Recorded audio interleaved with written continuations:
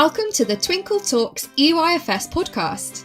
Working in the early years is busy, funny, messy, and exhausting.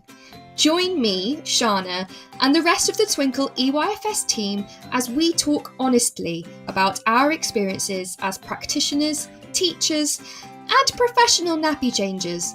Whether you're listening to increase your CPD hours or catching up on our antics whilst driving home from work, Twinkle EYFS will share everything you need to know about all things early years.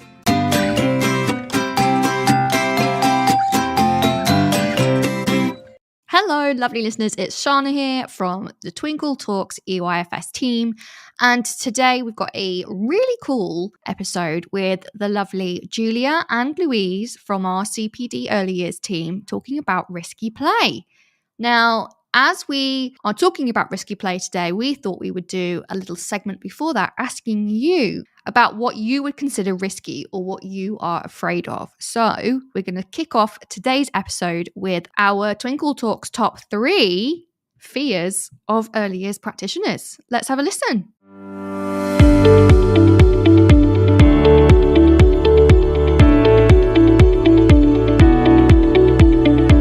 Okay, so 157 of you took part in this vote, and it's quite interesting. We had a couple of different options. Spiders, a lot of people said, heights, afraid of the dark, snakes, rodents, moths. I know someone in my family who's terrified of moths, so I get that one.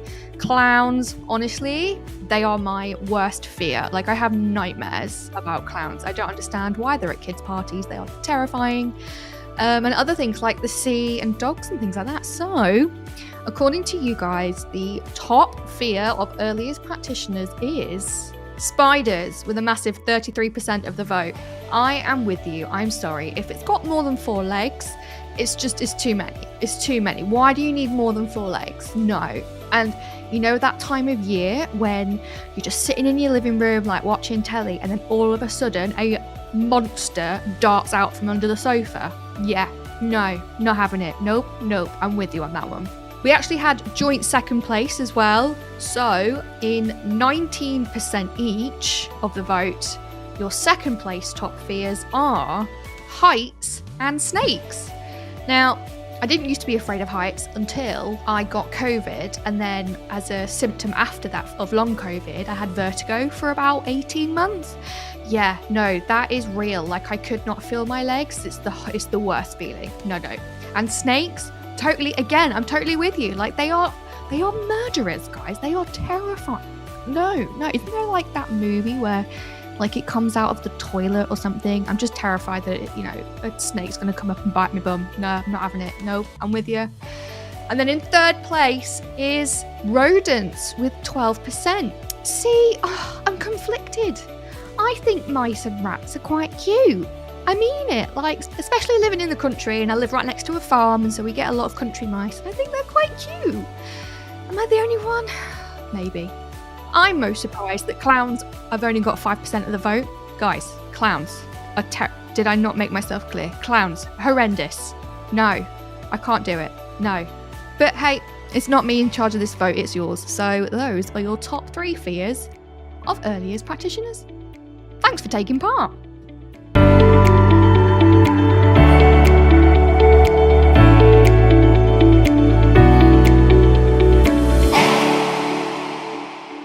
So now on to the main part of the show. We're going to be chatting to Julia and Louise about what risky play is and how we can develop it in our settings.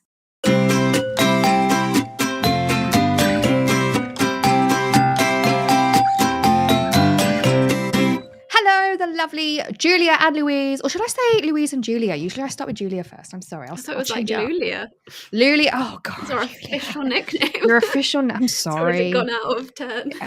It's just not that catchy, guys. It's fine. Whoa, we've got T-shirts, we've got bags, we've got mugs. I'm not sure what you're talking about. I didn't get any of this. They're in the post. Oh, I see. You've made like a proper little group going on here. Yeah, I see how it is. Well, hi, Lulia. Lovely to have you back. Today, we are talking about something very interesting to me. It's risky play. I know. I love a bit of risk. in early years. But I think a lot of us, I think it's quite polarized. It's either you do it a lot in an earlier setting or you're too scared to do it. Yeah, it's tricky. Right. And there's that balance. And I think that's the same for me in terms of what the balance is of, not letting them run wild, but also letting them run wild, So I'm glad you're here, especially as the weather is getting much better.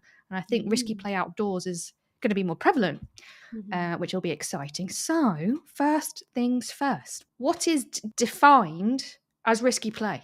So, risky play is seen to be an exciting activity that involves a physical risk and provides an opportunity to kind of test limits and explore children's boundaries, such as climbing, balancing, or swinging, for example. That's a couple of examples of risky play. But it's really just allowing children to understand and kind of explore that risk, because that's really important for them in later life.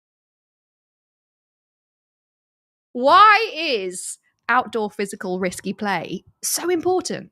It's so important for children because it's a chance for them to kind of challenge themselves and also judge a situation and then consider their actions. Because if we don't let them have those opportunities, they've always been told what to do or what they can and can't do, then it means that when they are by themselves, that's quite a surprise and they don't know how to navigate those moments.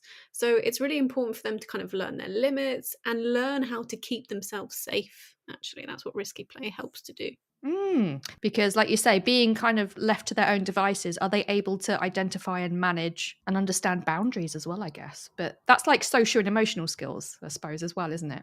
Oh, definitely. And that's something that they learn in lots of different ways. Like you say, if their friend is being hurtful towards them, that's something that they'll learn to develop. Like, how should friends act? How should we learn to be with each other? And it's the same for physical risks. If they see that something is risky, maybe, they'll think about conversations they've had with adults and how to stay safe if they're climbing a tree, for example. And it all helps them later down the line navigate risk better. Because as an adult, if you've never experienced risk, then at one point you might be kind of let out of that, bubble and then almost be crazy risky and try absolutely everything and then hurt yourself because you've never been able to experience that. So that's what we're trying to avoid as well. And I guess, like you say, we can't bubble wrap children. Like, there are risks in life, and it's just like you say, getting them to recognize it and manage it themselves, which is what we all hope to do by the time we're adults, right? Definitely. Okay, so what other skills do children sort of gain by learning and practicing risky play? I mean, there are huge benefits for risky play and for young children. Well, not just young children, for children and adults actually. So some of them could be feeling more confident, willing to take risks, and having a positive attitude about testing their own boundaries. I think Julia just mentioned that earlier on. Perseverance, resilience, feeling proud and satisfied that they've achieved something that they thought was maybe a bit tricky, and that they've achieved it. So it's a huge sense of accomplishment in doing something that's a bit tricky. And then you've got sort of the problem solving aspects and communicating with others, to collaborate and negotiate around a problem. And then there's huge benefits for gross motor skills and in particular things like the development of proprioception. That's when it lets us know our body becomes aware of where they are and how they move and the strength of your muscles. So there's huge benefits. And obviously there's all wrapped into all of that is the engagement of your whole body and the sensory feedback that you get from taking risks and exploring. I was going to say, there's not really anything that's not a benefit, let's be honest. Like, I was trying to think of all of the areas of learning, like you were talking. PSED, like you say, you're building relationships with people, because if you are going to problem solve or work as a team in whatever, you are going to have to learn how to get on with your peers and how to figure stuff out. Communication and language, obviously, I think is a massive one, because in order to solve problems or take certain risks, A, you need understanding, don't you? And B, you need to be able to communicate things if you're doing it with other people. Otherwise, it won't work. Physical, obvious, very obvious one. But I also was thinking as well, I think it's a really interesting way from the cohorts I've taught. It's something that boys are drawn to, maybe because of society or, however, And that's how they engage with like maths or understanding of the world and things like that. I was one of the girls that loved it and still do. So it's nice to see. Maybe girls are coming more into it now as well, do you think? Or I mean, I do think that's the response sometimes of adults surrounding girls, because I've seen the same thing with some parents when I've been in settings, it's kind of like, oh, don't ruin your clothes, you look nice today and be careful and things like that. Versus, when you're with them and you put your waterproofs on, it's like, it's all right.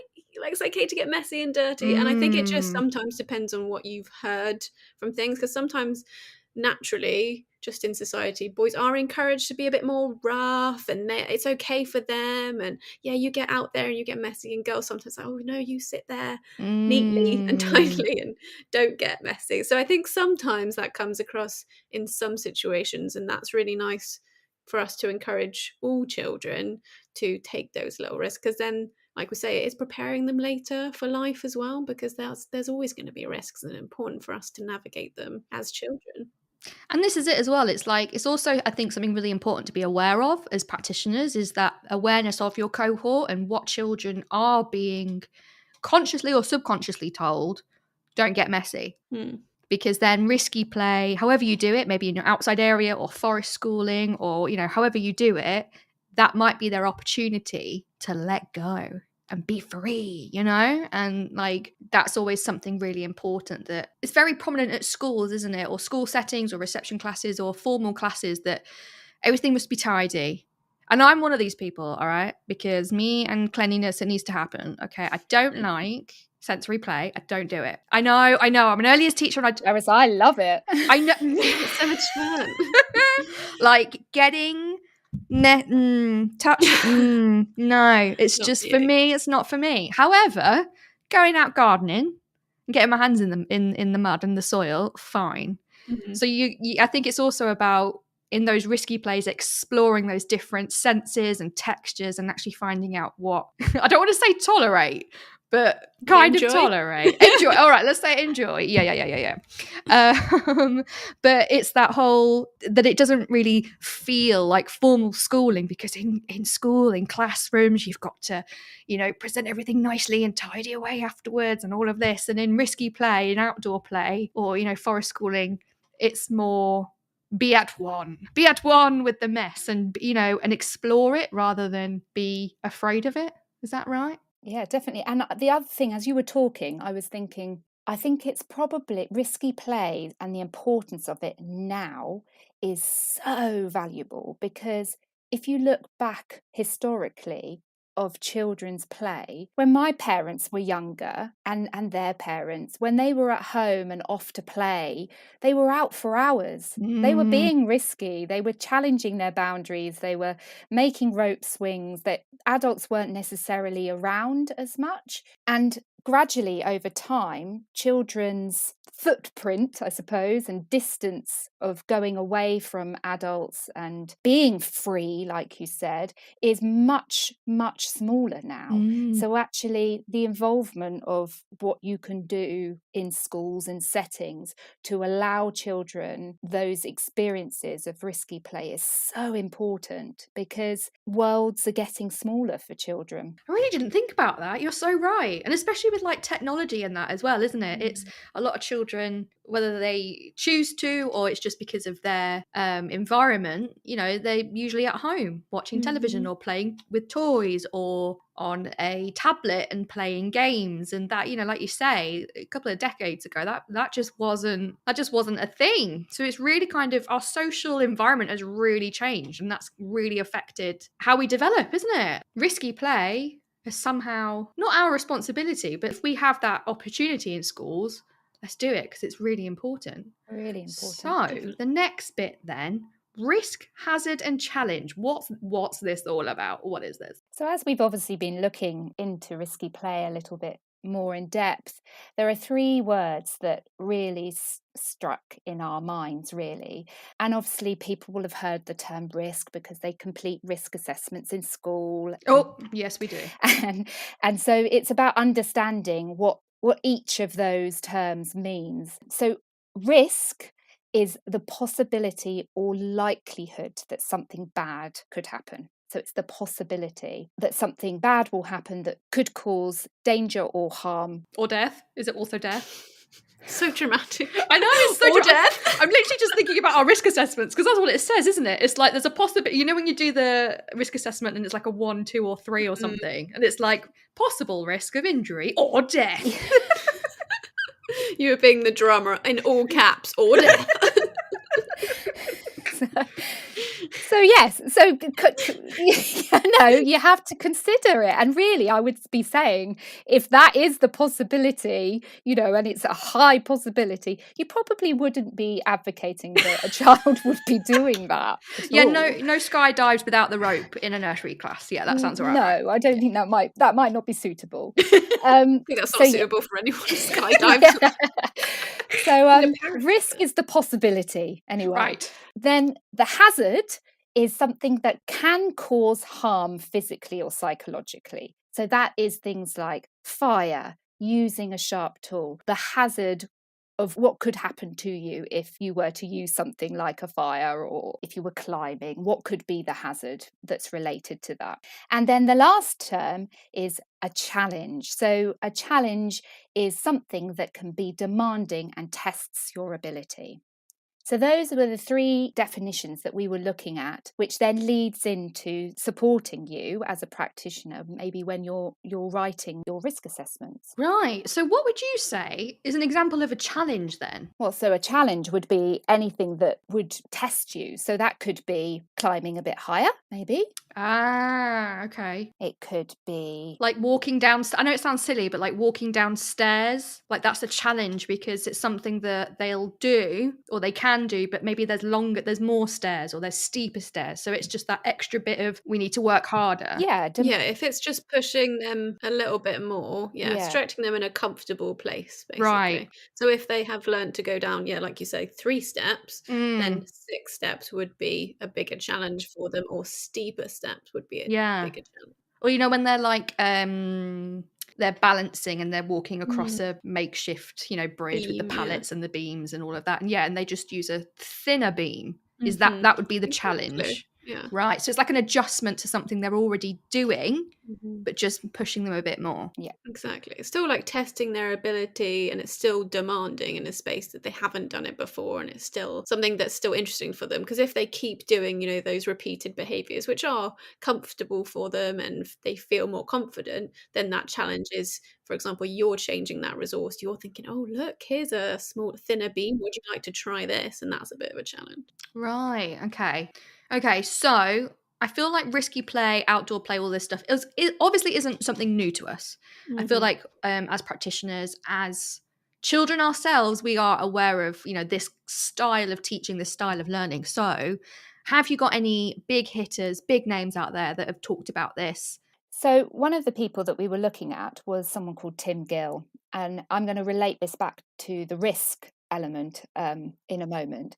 Tim Gill, it was one of the researchers into the benefits of risky play, and he co-created a risk-benefit assessment. Oh. And this is quite widely used with people that work in the outdoors with young children. And what he said was that children need to experience uncertainty because they need to adapt and learn from their mistakes. And when you're outdoors, it does enable you to become more risky through play, and that children need that time and that space to feel in control and develop their sense of challenge and how they would adapt to that.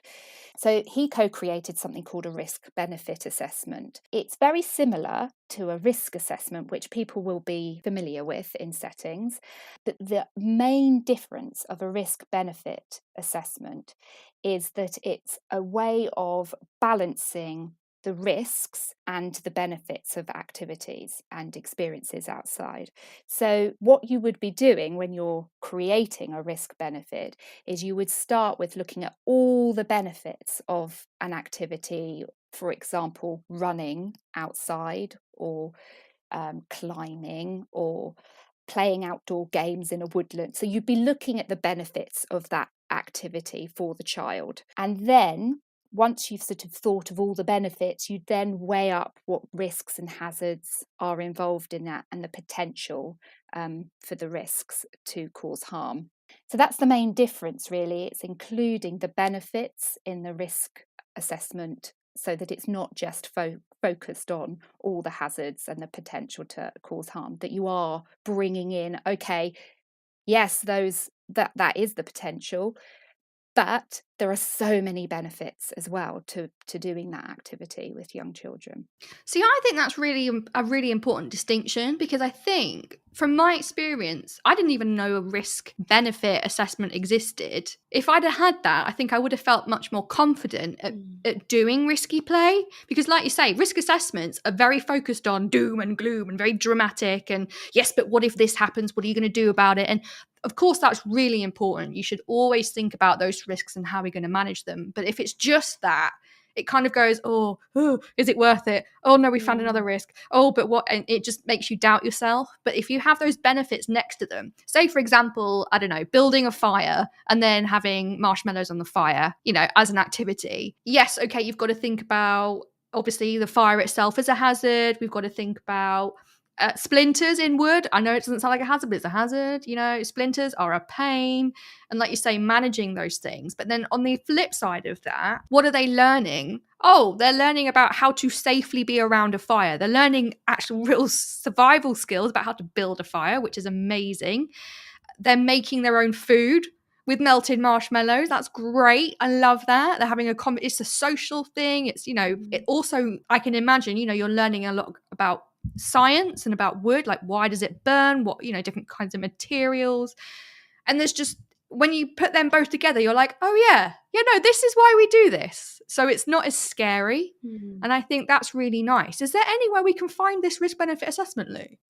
Well, we have created one, and it is on site. So it has the risk benefit form, and then alongside that, it's got a breakdown of guidance on how to complete one. That is totally going in the episode description. I love it, because then it's just, we can use it straight away. I think I might do one for my garden. Ooh. I know. You see, gardening, Lou's face is like, no, Shana, that's not what it's for. No, do you know what I was going to say is actually one of the, I think, I read an article somewhere which said the majority of accidents actually happen in the garden. I can totally believe that. I have fallen over several times. Yeah, I was going to say, I've slipped and fallen, and you're quite often carrying something, aren't you, on an allotment, and then you slip and then you fall and you try and correct yourself. Gardening is risky. Yeah, but guys, it's so fun. And I know, but you do have to think of all the benefits. Exactly. We're not saying it's a bad thing that it's risky. It's risky, but we're going to do it anyway, because like you say, there's a risk benefit assessment that I could do. Funny story, right? I fell over the other day because it's springtime, right? So I'm getting, and I love planting fruit and veg, and I've got like 150 pots around my house. So I was getting my tomato seeds ready, because I've got like 10 varieties of tomatoes, right? I know, it's ridiculous. So then I had about 40 pots of tomatoes, one in one seed tray, one in the other. And I was carrying one seed tray. I was feeling mega proud of myself because I'd got all these seeds ready. And I was like, this is going to be a great harvest this season. Stacked it. All the seeds fell out. All over the floor. And I literally went, no! My babies! I was gutted. Absolutely gutted. And I was like scooping them in like, no. And they were different varieties, but they were all mixed up because I couldn't figure. And I was like, the tomato surprise. Yeah, but you know what's really funny? I've got 21 tomato seedlings now. And guess which seed tray they came out of? The one that I tripped over, or the one that I didn't? The tripped over. The one you tripped over. Yeah. Yes, they are flourishing. That's nature for you. Yeah. They needed their roots being tickled a bit. Roots being tickled. You know what? Sometimes I need my roots tickled as well. I feel it. But it's like one of those, I don't know, real life metaphors to risky play, isn't it? Like, yes, there was a risk I fell over, I got a bruise, never mind. But look how flourishing they are. Yeah. And the other seed tray that I didn't fall over with, they're not doing nothing right now. Oh, yeah. Well, maybe you need to recreate your falling over safely. Shall I? Yes. Just give it a little shake. A little shake. A All little shake. right. Shall I just really slow motion fall over and see what Yeah, happens? exactly. And then Yeah. put loads of mats on the floor. Maybe they're helping each other. They're like, oh, Maybe. you're a different type of tomato. Ooh. I mean, I'll let you know what happens. Well, we're 'cause- coming to yours for salsa, clearly. Can Yes, make you this a- are. Salsa, the dance, and the food. Let's do it. Exactly. We're salsaing while eating some. I love it. Right, we're going off topic. I apologise, but I enjoy risky play and gardening very much. Theories. Talk to me about theories. Where did this come from? Why? Who's some big people in there? Well, as we talked about, risky play is more new language than anything. We've always done it. Right. It's more something that as years go on, kind of things change, and then we bring up new language to remind us of what's important. So one of the important people to know is also Ellen Sandseter. So she's a professor of early childhood education in Norway. And actually for her PhD doctoral thesis, she did Scary Funny and all about risky play. So it was really interesting because basically she just found out that there were 6 categories of risky play. Oh, Yeah, that really helps, I think, practitioners and parents think about risky play in different ways. yeah. So great heights, such as climbing, jumping, balancing, hanging and swinging. High speed, so that can also be swinging fast or sliding, rolling down hills, sledging, cycling, those sort of things. Roundabouts. Yeah, roundabouts. Ugh, Yeah. don't make me vomit. Roundabouts is a great one. Dangerous tools, so cutting tools such as knives, and also, things that people have been talking about, woodworking tools. I love also, woodwork. if you're working with ropes, those are things that you need to be careful of. Dangerous elements, we've talked about fire, but also deep water, or even, pits and things that can be outside in nature and you have to be careful of. Like spiky plants and that as well. Does that count? Right. I mean, it Or all poisonous. comes into it. Yeah. And that's really important to be aware of. Rough and tumble as well, like wrestling, chasing, fencing. You see a lot of play fighting. Kids enjoy doing that. And then disappearing or getting lost. So playing alone in unfamiliar places or exploring and wandering alone. So it's really interesting to think about those different ways of seeing risky play. Yeah, that's actually made it a lot more clearer in my mind, I have to say. I didn't even think about speed. I don't know why, but of course it is. I always remember in nursery we had like in our outdoor space there was kind of like a semicircle. So the children, there was a path that they could run. And they'd used to play chasing games and things. And there was always one kid who was incredibly fast and loved it, but they weren't able to manage their own speed. So I don't want to say for them, or maybe for the other people that were playing with them, running was risky play because it was like, you don't know if you're going to get knocked down or not. Exactly. So we were trying to teach them, okay, it's amazing that you're fast. However, nobody else is as fast as you, so you need to manage the obstacles. It's not their job, it's your job. Exactly. So even running can be risky play. Yeah, and what great coordination that they have to develop, because I think like you say, there's always one that's faster than another, and it's fine when you're by yourself running around, but when you put in a few more children into that mix, then it does get a lot riskier. And actually, I think it's really good to define them separately, because you might make the assumption that if a child is great at dealing with heights, you think, oh, they've got no fear, their risk assessment, their safety is fine. However, that's only one element of the risks. Actually, they might be afraid of getting lost, because a child who might look so confident and can climb all those trees and can, jump in that water or, whatever it is, if they're lost, that's it. And that's where they struggle and they can't look after themselves. So I think that's actually a really good way to get to know our children more in terms of what are the different types of risky play and behaviours and how they feel in different sections. Is that right? I definitely think so. And how they lead to fears in adults sometimes as well. Because you might be thinking, why are you scared of heights? And then sometimes you think back to a childhood experience of when you were too high and maybe you weren't ready for it, or you didn't feel safe in that scenario. So it's really useful to think about the different areas to help children later. Yeah. No, I was just going to add that obviously part of this as well is that some children, because they don't have fear of some of those elements, particularly I'm thinking when you were mentioning the getting lost, they wander and they wander and they wander and they wander and they wander and they have no sense of stopping. So, and that's part of our role as practitioners is to support them and learn about boundaries, because that is a concern, isn't it? The Yeah. other side of it is not being fearful, but actually not having the awareness that actually I need to stop because I need to keep myself safe. Yeah. Yeah, that's a really good point, actually. You're so right. It's not just about what we're afraid of. It's also about, well, actually, do we understand the risks and that other side of the coin of understanding why some people might be afraid of it and why maybe perhaps you should be. Like if a child's not afraid of fire, you're like, do you understand why though? Like, you do understand the dangers and how to keep yourself safe. So yeah, there's like two sides to that coin. I like that. So you were touching on that already, Lou.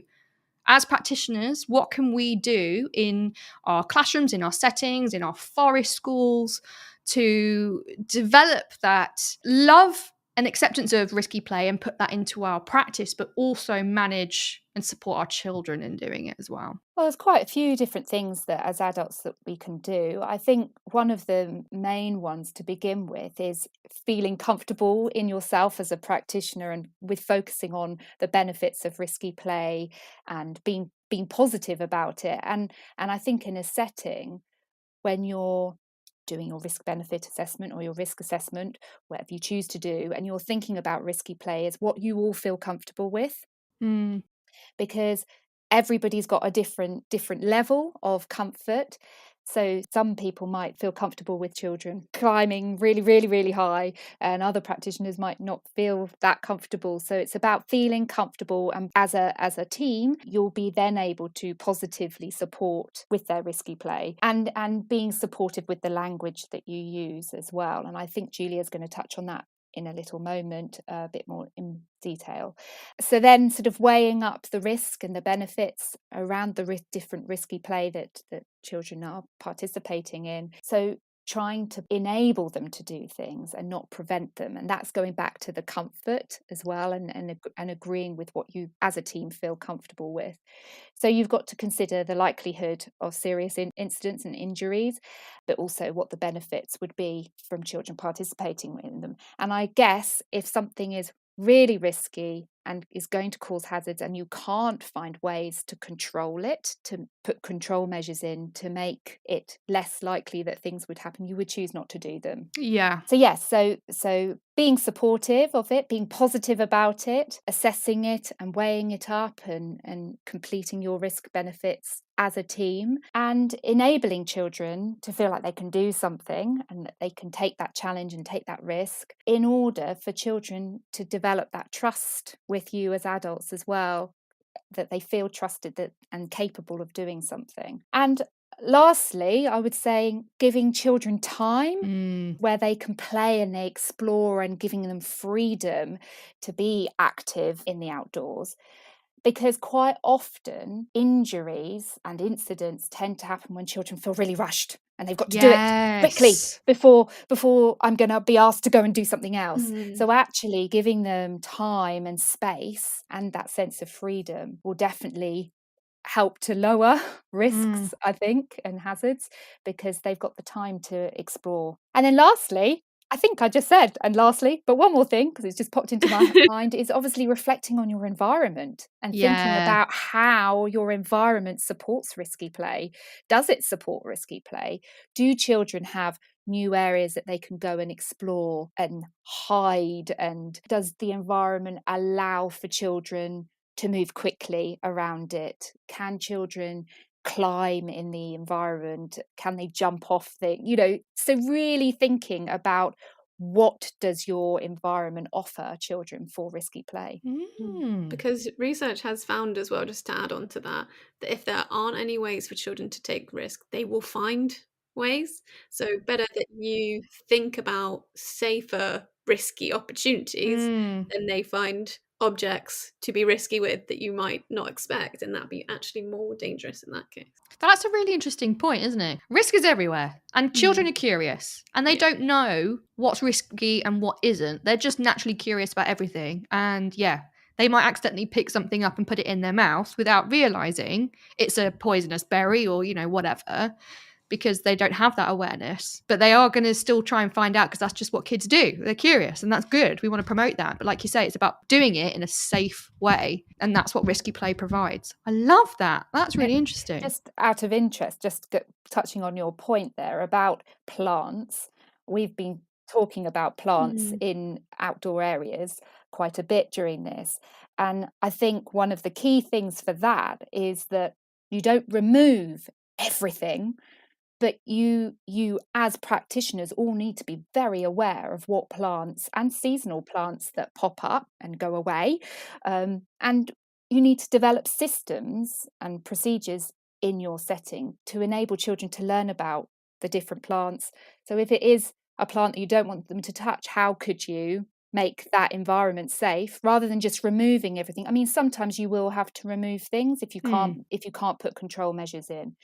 But for example, putting a cone beside it, or putting a little sign that you've made, or waving to the mushrooms or the fungi and saying, hi, but I'm not going to touch you, but we'll just all say hello to it. So you're showing children that there is something there that they can't touch, that you don't want them to touch. But if you remove them all, then when they're away from your setting, they won't have a clue what to do. Yeah. They won't know. So yeah, that's where your control measures and how you help to teach and to enable children to then manage their risks later on for themselves. I think we're picking up on some really interesting points here, because especially when we were thinking about Risky Play and the role of a practitioner, instantly my mind was, right, you have to do this, you have to get rid of this, you have to make sure this doesn't happen.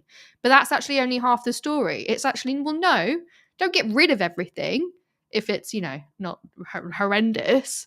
But it's just controlling it and managing it in a way that is still safe. I think that's a really important point, because I don't want our listeners to go away thinking, oh my gosh, there's weeds in our back garden, we must get rid of them. It's actually not that at all, is it? It's about just identifying possible risks, possible hazards, possible challenges, making our children aware of them, and then just teaching them how to continue life around them. Yeah, it's a learning opportunity, really, isn't it? It's like when I was younger, I learned very young about stinging nettles and how to recognize them, because they were everywhere around where we lived. And, if there was a scenario where I went to school and they just took them out, then I wouldn't have really understood what they look like and be able to identify them as well as when we did, because there would be a huge field of them actually next to where we used to play, and they were just saying, those are the sting nettles, and if you do ever get stung, this is how you find a dock leaf as well to rub. And that's all just learning opportunities for the future to how to avoid risk in the first place if it's something you don't want to get hurt, and then what to do if you do as well. So it's helping children, like you say, just navigate the real world, actually. Yeah, and I also think it's also about understanding things more. So when you were talking about the whole stinging nettle thing as well, bees came into my mind, because I feel like it's a common thing. Bees and wasps. I am terrified of wasps, I'm not going to lie. I used to be terrified of bees, but now I understand them more. I'm not at all, and actually I love bees, and I encourage bees to come into my garden. But like, if we ever had bees at nursery or in reception, watch the children scream, watch them run, watch them make a big guffaw about it. But that was just because either they'd seen someone else do it and that's what they thought we should do, or yes, perhaps one of them has had a bad experience and they have been stung, which is completely understandable. But that's only half the story. A bee is actually a really beautiful creature, and we need them to help pollinate plants, etc., etc. And we need to learn to appreciate bees. And it's not about, as soon as you have a bee in your garden, kill it, because I had to spend so much time teaching my children not to do that, because that was what they had been. That's what they thought was normal. It was actually about, well, no, let's just observe the bee from afar. It's a creature, so we need to respect its boundaries as well. That's why it stings. It doesn't sting for no reason. It's defending itself. So if we, stay back, we're absolutely fine. And actually, bees are really important, and it's a good thing that bees are here, because look, our plants over there, there's loads of flowers. Can you see them having some food? And they really understand how the world works around them as well. It's like, oh, actually, how something can be risky, but also in the right way, if used correctly and managed correctly, can actually be a massive benefit to everybody, right? Definitely. I mean, I think how you've just explained it really just shows the role of adults and practitioners in Why, thank you. in terms of how you respond to things, whether it's with creatures or plants or risky play. I mean, if you're in your setting and you've got some steps up to I don't know, a climbing frame or something, and you always stand there, go, Yes. then Exactly. children will become naturally fearful of it because they're seeing Mhm. how you're responding to it. Mm. So yeah, I think the role that we can all play, holding that in yourself, being aware of what are the hazards and what are the risks, and then thinking, okay, let's work together to approach this in a more positive way rather than just seeing always the negative. Yeah. And I think that links nicely to the language that we use around risky play, because I think that's something that's really important for everyone to reflect on and also think about what parents say as well, because children, like we have said, do mirror what they've heard around them, what adults have said. So if they're constantly hearing, be careful, be careful, be careful, they might actually start to feel a bit nervous when they're in those situations and then start to look for an adult, and that actually can distract them from what they're doing. So often, if adults are talking a lot while children are trying to do risky play, it can be distracting and can actually cause those accidents. So it's something just to be really aware of how much you're talking to children and what you're saying. Because if you are concerned, what can be really useful is just to make sure that children are aware of the risks before they do it. And also, you can role play with people, okay, if this child wanted to climb this tree, what would you say? Do you need to say anything? Is also something to consider. And you can comment, for example, wow, you're so high, that's really impressive. Where do you think your hand or foot is safe to put next if they're not sure? But you can always leave that space for them if they look like they're thinking, because sometimes silence is really hard when children are doing something that you're not necessarily you're concerned about, because it is something that you have to kind of almost get used to if you're not used to risky play. And then if they are starting to look for you, because sometimes they'll just be looking around themselves, they'll be looking for a safe place to put their hands or feet, and you can see that. But then if they're not sure, then they might turn to you and ask, and then that can be they're introducing you into their risky play. So something to just be careful of what you're saying and how often you're talking to children when they're doing it as well. Silence is golden. That's what I like to say.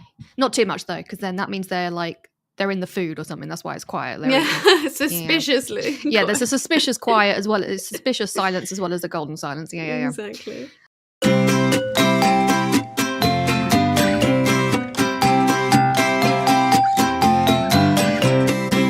All right, cool. So we've talked a lot, and I feel like we've learned a lot. In terms of what our listeners are thinking, though, we've got a couple of questions. So we've talked about maybe children who have some fears in terms of different risky play, or we have children who aren't aware of or seem to have no fear at all. What about our risk-averse children, the children that just outright even refuse to engage with it for some reason? How do we support those children? Well, I think it's really important to talk to the children and talk to their parents, because like we've said, they might have got that from their parents saying, no, don't do that, don't go there, don't climb that, and they might just be really anxious and nervous because of that and associating it with quite a lot of fear. So it's something to really involve the parents in, because it's natural for, to want their children to be safe. That's where it's coming from. It's coming from a good place. And so it's just trying to open up that conversation. And what we talked about in terms of the risk benefit assessment is something really valuable to share with parents, to show them what is the purpose. Because in their mind, they're like, why are you putting my child at risk? What is the point of this? They're just worried about them hurting themselves. But when you show them how important it is for their confidence, for their physical development, for them to navigate risk when they're not around, I think, that's really helpful for them to see the value.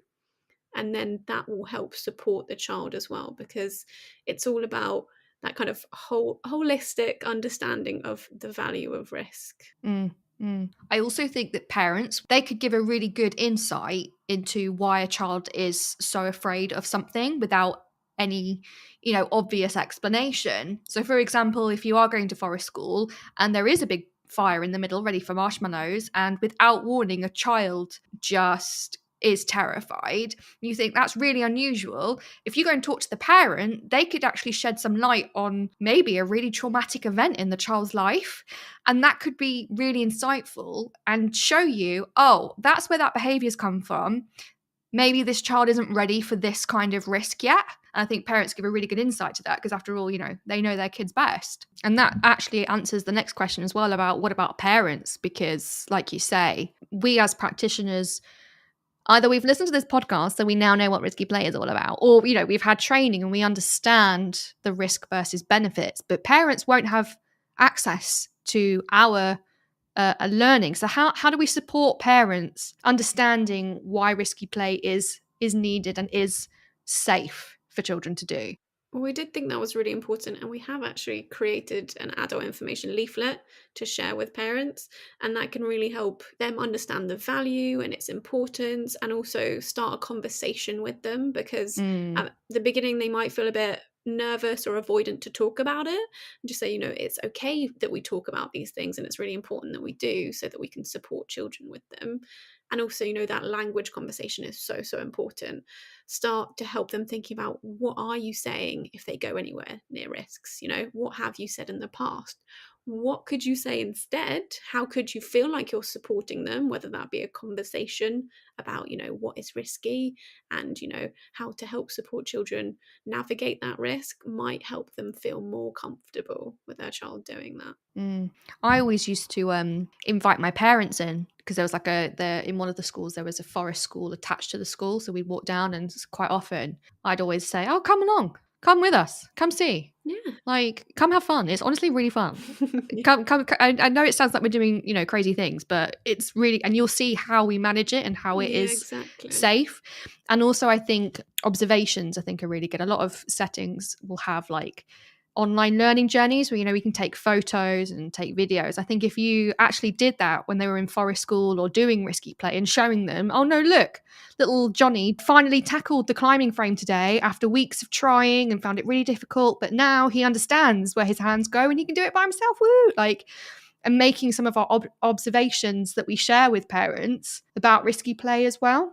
Yeah, definitely. Sharing those benefits and sharing the journey that they've been on is so valuable. Love it. Okay, last question from our lovely listeners. We do all this work, right? We do all the work in terms of our learning environments, our classrooms, our settings, our outdoor learning environments in sort of promoting and supporting risky play. But how do we keep that going out of the settings? Well, I think something, as well as sharing the value of risky play, is you can always talk about specifics. Because I think when it gets super general, parents could be like, I mean, what does that mean? Does it just mean, when they're going down this massive hill on a scooter, I just let them be?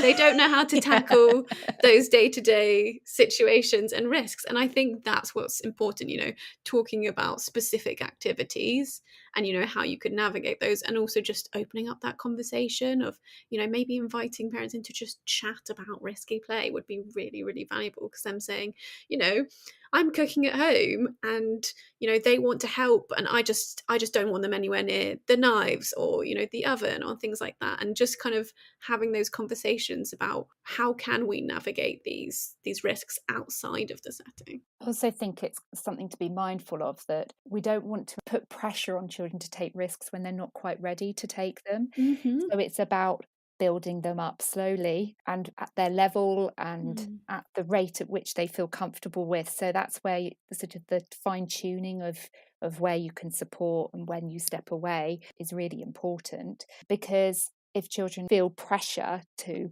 climb up the big inflatable slide that's really, really high, and they're not quite ready, but they feel like they should be doing it because they've been told to do it, then actually it becomes not an adventurous and thrilling activity anymore. It becomes quite traumatic. Yeah. So I think it's taking cues from the child and then putting measures in to support them to feel like they can take more risks. That's a really good point. I think that's so important. And also breaking down the steps, like you were talking about, because, for example, because we see lots of things on social media and we sometimes see it near the end of the journey. So, for example, a parent had their 2-year-old cutting a banana and they were using a real knife. And everyone was like, how can they be using a real knife? And she said, well, you haven't seen the journey that we've been on. You know, they've always wanted to help me. And, you know, we started with those wooden ones, which don't, you know, can't cause any damage and things like that. And so it's a real like practice, and they built up very slowly and where the child was at to a point where they felt safe with that risk. And so like even just breaking down little steps of things that they might do, because I think scooters are a big one. I think so many children scoot in to school or to nursery, and some parents might be unsure about where is too risky for them or like what speed and things like that. So breaking down little things about, for example, starting with a scooter might be really interesting for parents. Yeah, that's really good points. Thank you, lovely ladies.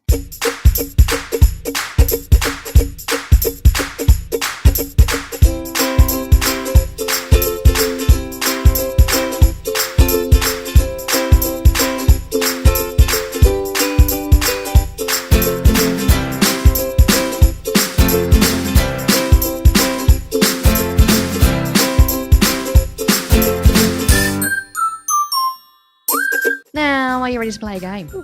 Always. Yeah! I mean, are you sure? Because that was like... With a little woohoo. Woohoo. Okay, that's much better. That's much better. Just checking. Okay, so obviously we are talking about risky play today, and I thought it would be fun to have a look at our own feelings and experiences with risk. Because I mean, we might seem like really normal, tame ladies, but we've led risky lives. And we're about to find out who has done what, basically. So for this game, there were 3 questions, all right? And like our episode last time, we've all answered them randomly, and we have to guess who has done what. So the first risky play question is, what is a risky activity you would never do? One of them were jump out of a plane like a skydive. Nope. Fair enough. Parkour and skiing. I would be a danger to everyone. Travelling at speed is not great for me. Right, so who is skydive, parkour, or skiing? Which one would you never do? I think Lou is skiing. Oh, see, I thought Lou was parkour because when we were talking about earlier about how we answer questions, Lou is a very notorious one-word answer gal. That's true. That is true. I thought parkour might be you, Lou. It's not me. Oh, Julia, it must be you then. It's definitely not me. Parkour. Why would you never do parkour? I must say I'm a little traumatized from meeting someone that said he jumped from a shipping container to another shipping container and knocked out his 2 front teeth. And I thought, that sounds horrendous. God. I will never be doing parkour. This is what this was.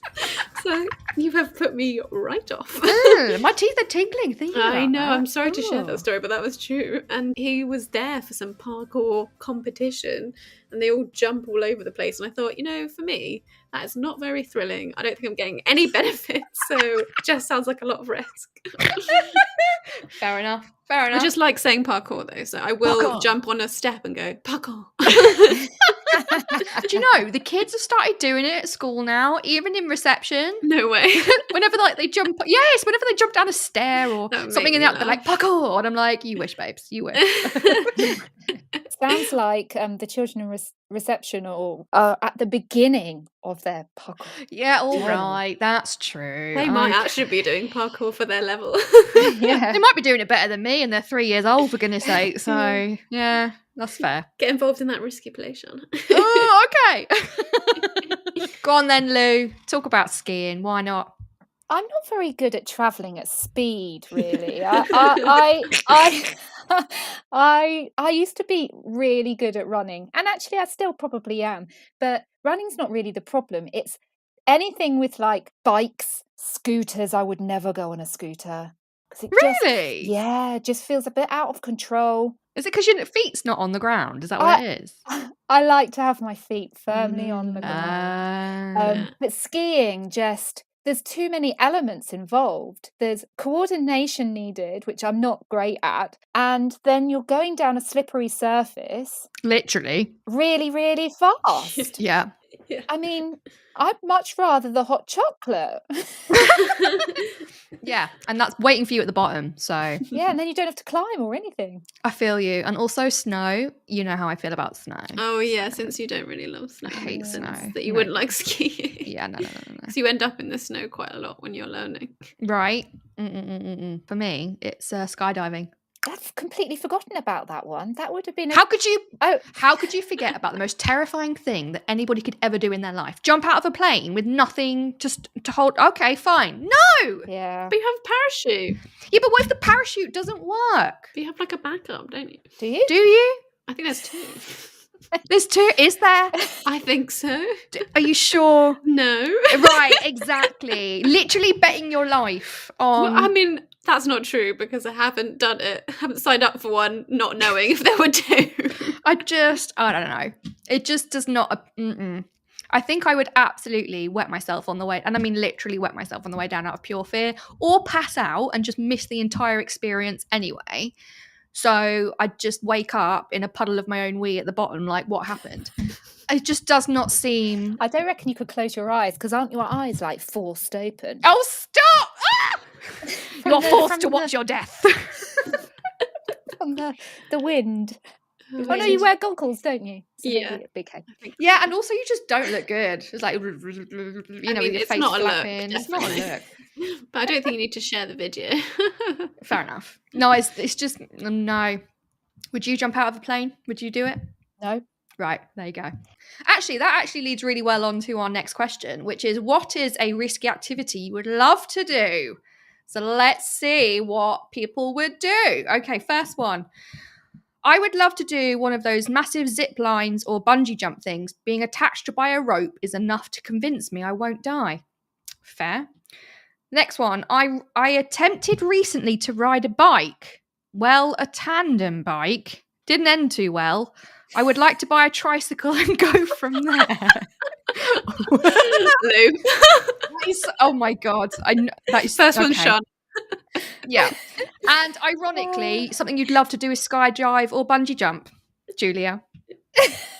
Why? We've just said how ridiculously terrifying it is. That's your opinion. I think it sounds quite fun. Oh, I think Julia's just like the riskiest one of us. She's the rebel. Rock and roll. Yeah, literally rock and roll. Because okay, so I feel like there's a very big difference between skydive and bungee jump, because bungee jump you That's are fair. attached to something. Doesn't mean it can't break. Oh my god, stop! What happens if they've That's got a the risk. cord the wrong length? Yeah. It's a bungee. It's flexible. Yeah, it's meant to be flexible, right, but yeah. it could break, or the harness could break. Oh my god, That's the stop! risk. That's on the risk assessment. Yeah, I'm Yeah, it would sweating be on talking the about it. risk assessment. Right, okay. Well, that's why I said like bungee jump or zip line, because you're attached. But zip lining, you know, when you do those, have you seen like on TikTok and Yeah. things, those massive ones where they Yeah. literally go for miles, and the views, It's incredible. it's incredible. And I think it would just feel like you're flying. And I love think- that I feeling. mean, I'd like to be Yeah. a bird, but I don't really want to do a zip line. Well, That's a whole different question. yeah, let's go on to you, Lou, because what you consider to be a risk is It's a tandem bicycle. So it's a cute. tandem bike. So cute. I never really learnt how to ride a bike when I was No. a child. Right. And I had a bike for a while, which brakes didn't really work. So the only way to stop was just to fall off it. Oh. So I spent a lot of my childhood quite bruised. And because I just didn't like the feeling of, maybe I'm just not very good at balancing. I don't really know. So recently I tried a tandem bike in Devon. How did that go? Well, really well, I thought, until Uh-oh. I realised, obviously I wasn't doing any of the hard work because I was sitting on the back. Oh, So I was made to One of sit on the those. front. Oh my goodness. We ended up coming off the path and into a bush because I I just couldn't balance, steer, pedal, all of those things, and apply the brakes. I couldn't do that. And they were shouting, brake, brake. And I just couldn't remember where the brakes were. Oh, I'm sorry. Although it's really funny. It's a bit fun. So tricycle's the only way now, I think. Okay, you'd love to. Your risky activity you'd love to do out of the entire world. Skydive, bungee jump, zip. No, I want to Tricycle for trike. me. You do That's you, okay, babe. That's your. You do you. Yes, it's You're risky right. for It's me. risky for you. It sounds like it. Julia, let's not invite her to the next cycling holiday. To our crazy holidays, Yeah. risky play holidays. I Live on have a done tricycle. risky things, but that wasn't the question, was it? Yeah. All right. that's Okay. true. Bonus question. What risky thing have you done?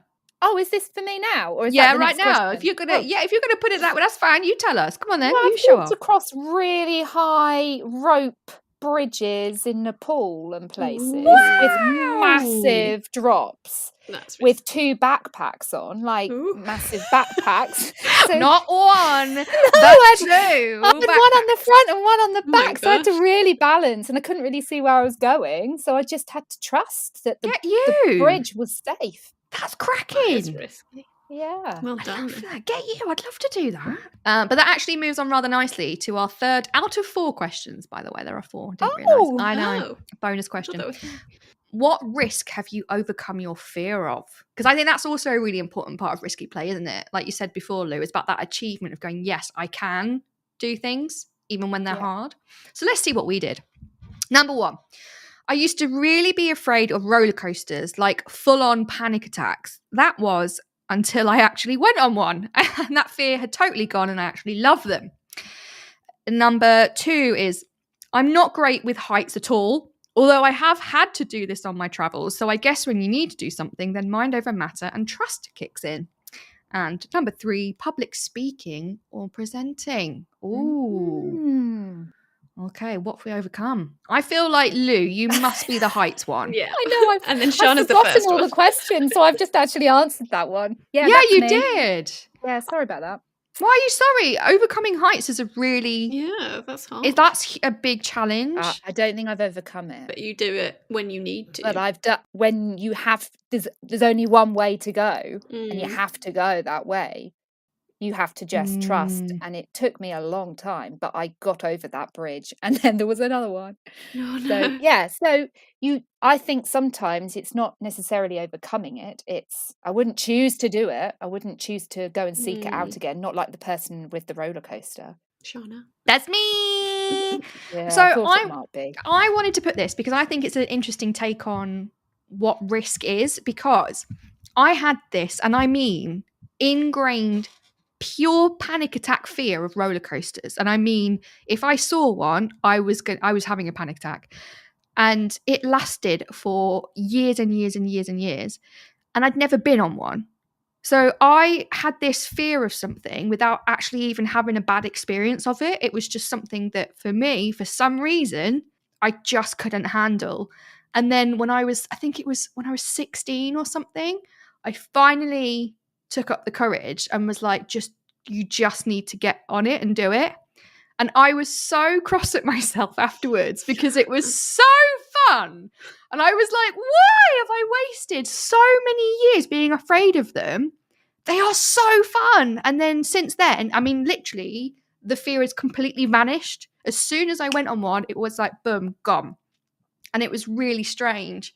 But it was that idea of the fear. It was scarier than the activity itself. You build it up in your head. Yeah. And it's just, that's Yeah. the power that sometimes fear can have on you. And that's why risky play is so important, because actually, if you just do it, it's like, oh, it's actually not that bad. It's just I thought it was going to be. Yeah. So that was an interesting one. But yeah, Julia, public speaking as a fear you've overcome. Tell us. Oh, it's scary. I think that was always scary, the thought of speaking in front of lots of people. I think it just got to the point where I was like, well, I can't be doing this for the rest of my life. So I just started signing up to speak in front of people. Just had to keep doing it until kind of like worst case scenario is actually not that bad. Like worst case scenario, you're not very good and, you kind of trip over your words, or you say a lot of ers. And you're like, well, at the end of the day, people aren't going to be booing you off the stage potentially. So it's all okay in the end, and then you relax a little bit more. But I found that being more psychologically risky, I suppose, in terms of going up there and feeling really awful and traumatized from it. Really vulnerable as well, isn't it? It's like putting yourself on a platter for people to judge. And I think you're a very good public speaker. I mean, you've been on this podcast several times, and I think you smash it, babes. But I don't think it's the same. I think it was like more physical, standing up in front of lots of people. I think standing up is quite important, because sitting down, quite relaxed. Something about standing up in front of lots of people sat down feels very different, and I don't know why. Yeah. Last question in our risky play game, which is actually my favourite. What is an everyday risk for you that isn't a risk to others? Okay, I'm loving this. Are you ready? Okay, one of them is, I love to discover new places and wander. I have a good sense of direction. That does not answer the question. So that's got to Is that be Lou? That's definitely Lou. You didn't answer the question. I was just thinking, I don't even remember the question. No. What was the question again? What is an everyday risk for you? That isn't a risk, is it? Well, Possibly. Apparently gardening is a risk if you keep falling over. yeah. I don't think I read the question right. 4 questions is one too many. Probably for Lou. just getting up in the morning is just a risk. Everyday life. Oh, that's so funny. Oh, I'm so sorry, everybody. It's all right, babes. That's why we love you. It's all good. It's brilliant. Right, Lou. You need to find out which one's for me and which one's for Okay, Julia. I'm ready. I'm ready. For one of us, an everyday risk is driving. For the other, it's having a piece of toast. This is really hard. I'm going to say driving, Julia. Toast, Shana. Ding, ding, ding, ding, ding. Those 2 things are very different. Yeah, see, driving, I could see why. But come on, Julia, why is driving an everyday risk for you? Well, I feel like it's risky because you can't control everyone else. That's a good point. So I always feel like, oh, this is a bit risky because, what if someone is, I don't know, looking at something out their window or on their phone? I'm like, ooh. See, I thought it was you saying you're a terrible driver. Like, everyday risk for you is driving because you're just bad at it. You just... I try to be super safe, but you can't control everyone else being super safe. That's true. Imagine what would happen if Shana drove and ate toast. See? Risky stuff. I mean, do we really want to paint that picture? Because, I mean, you'll know why a piece of toast is an everyday risk for me. You might be able to eat toast, okay, guys? But for me... Is it the sound? I am not doing a sound. That is disgusting. Oh, no! How... Is it the sound that you don't like? Is it a risk? Yeah, what's the risk? The risk is I might poop my pants. That's the risk. I've got celiac disease. I'm not having toast. Oh. See, we did not know this. We were like, what's going on? It's the risk it's going to get burnt. We're like, what's happening? No, I can cook a piece of I'm a good cook. I can cook a piece of toast. I'm not worried about the toast. I'm worried about me, all right? I don't know what's going to happen as soon as that thing enters my mouth. I see, Okay. It's risky. And it's risky for everybody else who lives with me because let's just say they're not allowed, they can't go near the bathroom. All right. If I even make it that far. Let's just, no. Toast is, That's not what I thought. it's just not worth it. Although I say that, Yeah, I have had a cheeky KFC once in a while. risky. Yeah, I know. But I did a little risk-benefit assessment in my head, okay? And I knew I was going to be home alone, and I really liked the taste. So I was like, you know what? Fine. If I'm on the toilet all night, it's worth it. Don't judge me, people. I did the assessment in my head. I took that risk.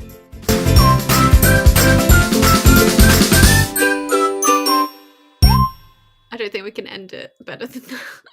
Yeah. What a way to end the show. Thank you so much for coming, you gorgeous ladies. I've learnt so much about you.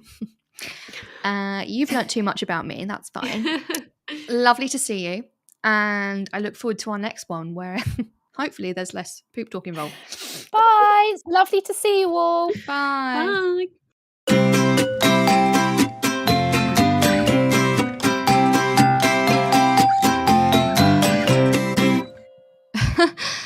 Thank thank you for listening to that. I am really sorry. I have no idea how it ended on that note. You can tell that we were tired. Let's just say that. But they are so much fun. I hope you learned a lot as well. And don't worry, everything that we talked about is going to be in the episode description, and we'll send you links to more resources and to more information if you want to learn about how to encourage risky play in your settings or in your home if you're a parent. So thank you so much for listening. Hope you had fun. And we will see you next time. Bye.